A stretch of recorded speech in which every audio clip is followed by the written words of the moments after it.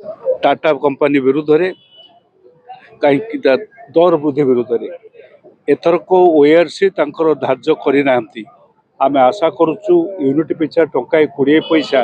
ORC लोकंर स्वार्थ को आख्या रखी निश्चय चेयरमैन ए निष्पत्ति नेबे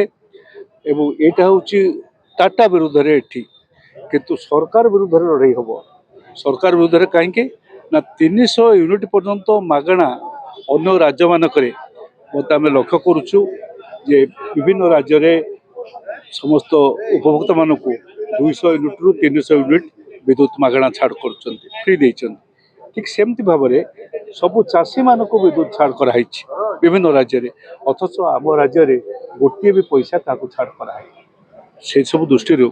आम निश्चय आशा करूँ आ विरुद्ध सरकार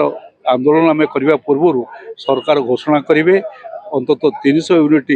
प्रत्येक उपभोक्ता को छाड़ करेंगे एवं चाषी मान चाष एवं चाष संपर्कित समस्त कार्य चाषी मान रिहाती दर में 50% अति कम रे विद्युत जोगे एक आशा करें कारण आंदोलन आमर वर्तमान चली ओआरसी निष्पत्ति पर्यंत ओआरसी जेपर्यंत निष्पत्ति कर सारी ना जे केते लेखा रेट हम आमर जो तारीफ से पर्यंत आंदोलन आंदोलन तीव्रतर हम राज्य सरकार एवं विरुद्ध आमर जो अच्छा टाटा कंपनी विरुद्ध।